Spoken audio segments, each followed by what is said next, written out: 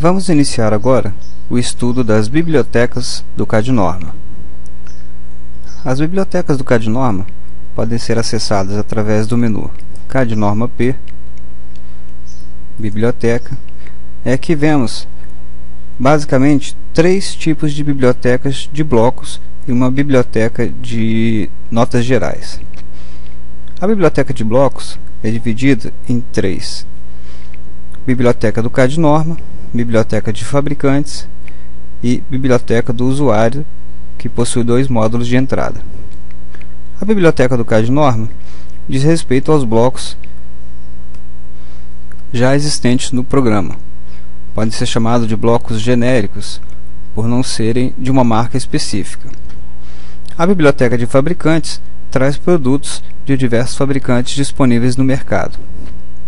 E a biblioteca do usuário é a biblioteca onde você armazenará os seus blocos, que pode ser local ou em rede, como veremos a seguir. A biblioteca de notas gerais guardará notas e especificações para você utilizar em seus projetos, sem precisar ficar editando toda vez e selecionando apenas as notas que deseja incluir. Vamos estudar a partir de agora cada uma dessas bibliotecas. Na barra de ferramentas gerentes, você encontra aqui também a barra de ferramentas de bibliotecas: biblioteca do CAD-Norma, biblioteca de fabricantes, bibliotecas do usuário e biblioteca de notas gerais. Biblioteca do CAD-Norma. Como mencionado, é a biblioteca onde estão os blocos fornecidos pelo CAD-Norma. Essa biblioteca é dinâmica e será sempre implementada. A organização e o conteúdo desta biblioteca não podem ser alteradas pelos usuários. Para acessar a biblioteca do CAD-Norma, vou acessar pela barra de ferramentas, seleciono o primeiro item, Biblioteca do CAD-Norma, ou no atalho de teclado, lib. Ao acionar esse comando, você observa na tela o gerenciador de blocos do CAD-Norma. Começamos pelo lado esquerdo superior, onde selecionamos o tipo de projeto ou tipo de elementos que desejamos inserir em nossos desenhos, divididos em símbolos gerais, arquitetura, elétrica, tubulações, incêndio, baixa tensão, ar-condicionado, estruturas de concreto, metálicas e topografia. Algumas dessas famílias poderão ainda não ter bloco incluídos, porque esses blocos são implementados com o tempo. Abaixo do tipo de família de projeto, vamos chamar assim, estão os grupos pertencentes a esta família. Por exemplo, dentro do grupo símbolos gerais, eu tenho grupos de folhas, convenções gráficas e tabelas.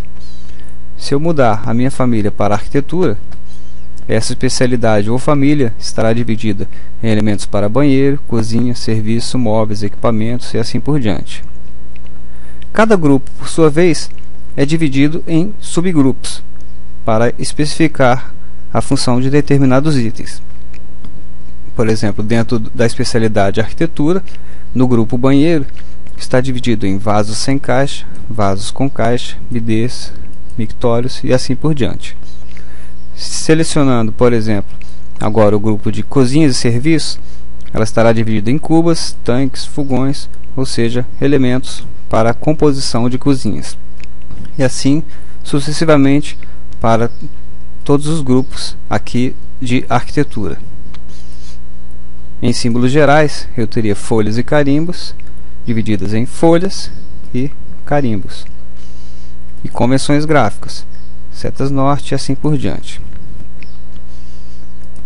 Dentro de cada subgrupo, que é a unidade fundamental de agrupamento de blocos,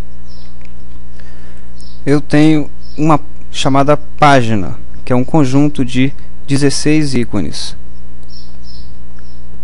Clicando em um dos elementos, um bloco selecionado, é imediatamente acendida a sua descrição. Vice-versa, selecionando um bloco dessa lista, o slide correspondente é realçado e você tem a opção agora de poder inserir o bloco selecionado. Em grande parte dos subgrupos há mais de uma página de elementos. Assim, clicando no botão próximo, você passa para a segunda página dentro do subgrupo vasos sem caixas. Vegetais, por exemplo, divididos em planta baixa e elevação. Aqui já me mostra o número de páginas existentes no grupo. Então, clicando em próximo e anterior, eu navego dentro de um subgrupo e visualizo todos os blocos disponíveis nesta opção. Cada bloco contido na biblioteca do CAD-Norma é formado por um slide, a descrição deste bloco e o arquivo DWG, que fica na pasta blocos dentro da pasta do programa CAD-Norma. Até a versão 1.3 do CAD-Norma, há aproximadamente 5.500 blocos disponíveis ao todo. Para utilizar o item da biblioteca, basta selecioná-lo dentro da especialidade que você deseja. Há normalmente na descrição do bloco ou no seu slide detalhes que o identifiquem entre os outros. Portanto, é importante observar quando você for fazer a sua biblioteca que você descreva detalhadamente cada bloco, porque muitas vezes, visualizando apenas o slide, não dá para identificar, principalmente quando são blocos muito semelhantes. Para utilizar um dos blocos desejado, basta selecionar o slide correspondente e clicar no botão Inserir. O bloco já é trazido da biblioteca do CAD-Norma e solicitado ponto de inserção e rotação do mesmo. Uma outra opção para inserir o bloco é simplesmente dar um duplo clique no slide correspondente. Dando um duplo clique, o bloco é também selecionado e acionado o comando inserir. É importante nesse momento rever um conceito sobre escalas e elementos gráficos dentro do AutoCAD. Neste exemplo, inserimos uma geladeira ou freezer dentro do nosso projeto. E esse elemento é um elemento real, ou seja, um elemento que eu, chegando no campo, ou seja, entrando na cozinha dessa edificação, eu poderei realmente encontrar uma geladeira. Dessa forma, elementos como geladeiras, vasos sanitários são elementos reais. Se eu vier na minha biblioteca agora de símbolos gerais e em convenções gráficas selecionar, por exemplo, um elemento de nível,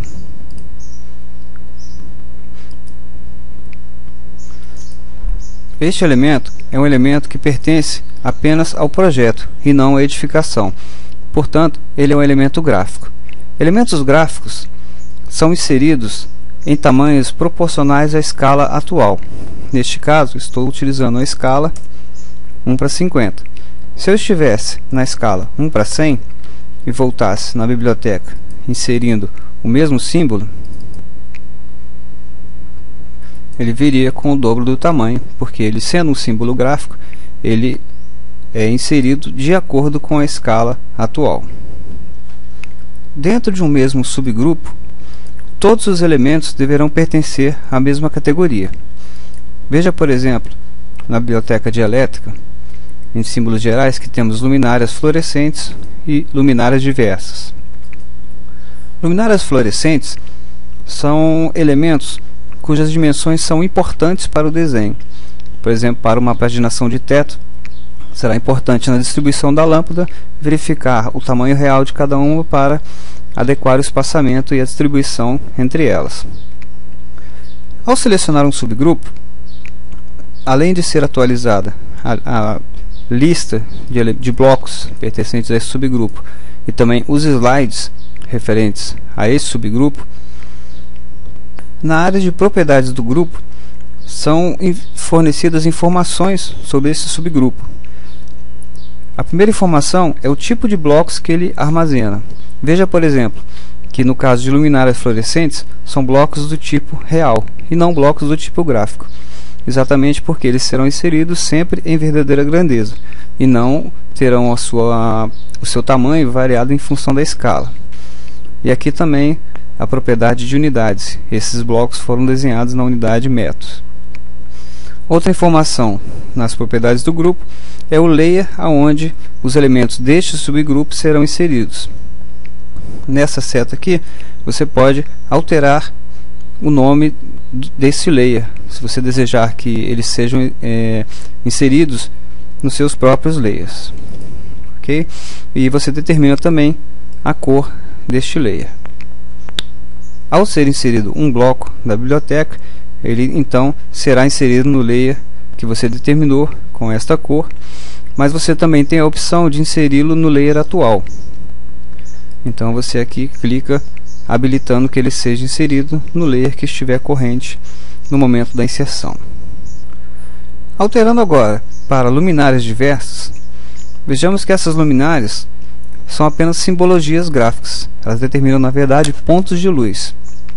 Neste caso, o tipo de blocos armazenados neste subgrupo é do tipo gráfico, ou seja, eles serão inseridos com tamanho proporcional à escala, de modo que na impressão sempre sairão com o mesmo tamanho. Ok? Por isso é muito importante o controle de escalas.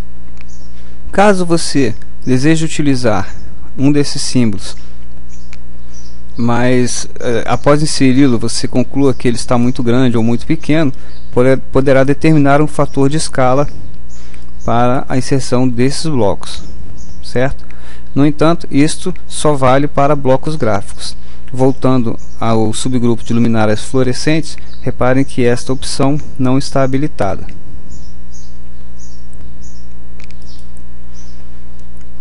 Por serem elementos gráficos, e podemos dizer genéricos em termos de simbologia e legendas, alguns dos blocos não vêm com uma descrição específica. Isto para que você mesmo defina as descrições dos seus blocos. Eu poderia determinar, por exemplo, que esse símbolo seria um ponto de luz incandescente no teto. Aqui eu poderia então alterar a descrição do bloco: ponto de luz no teto. E assim você construirá a sua própria lista de blocos. Esta alteração da descrição vale tanto para blocos que não tenham descrição, ou para blocos que já têm uma descrição, mas que você deseja alterar colocando o seu próprio texto.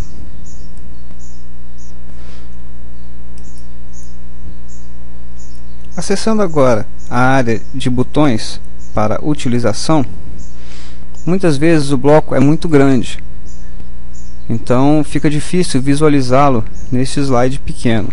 Você pode então usar o botão ampliar para que ele mostre em mais detalhes o bloco selecionado. A partir dessa caixa de diálogo você pode inserir o bloco diretamente no seu desenho ou clicar em OK e retornar ao gerenciador de blocos. O botão conflitos raramente terá utilidade na biblioteca do CAD-Norma. Portanto, deixaremos para estudá-lo quando virmos a biblioteca do usuário. Ele servirá para você redefinir blocos em seu desenho a partir de blocos alterados na biblioteca, ou seja, se você alterar um bloco na biblioteca central, você poderá atualizar o seu desenho de acordo com esta biblioteca, ou então manter os blocos já inseridos e inserir novos blocos com o mesmo nome neste desenho.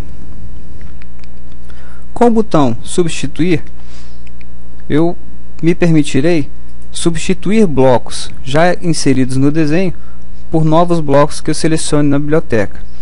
Vamos dizer, por exemplo, que neste projeto eu decidi que não usaria mais vasos com caixa para economizar água. Então eu seleciono um modelo desejado de vasos com caixa e peço para substituir. Na linha de comando, observe que ele pede: selecione um dos blocos que deseja substituir. Eu vou clicar em um dos vasos sanitários, ele vai identificar o nome deste bloco e em seguida ele me pede para selecionar a área onde eu desejo fazer a substituição. Vou selecionar esses dois banheiros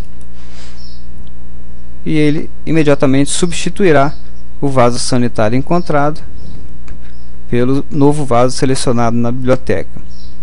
No caso de blocos gráficos, eles obedecerão também à escala do bloco já inserido. Por último, poderemos ainda utilizar os textos de descrição de cada bloco na legenda, utilizando o botão Inserir descrição. Eu seleciono o bloco da biblioteca, clico em Inserir descrição e ele me pergunta a posição para inserir, e ele transcreve para o desenho o texto da descrição do bloco selecionado. Poderá ser muito útil, como falei, na confecção de legendas. Com isso, encerramos a primeira parte do estudo de bibliotecas, que diz respeito à biblioteca do CAD Norma.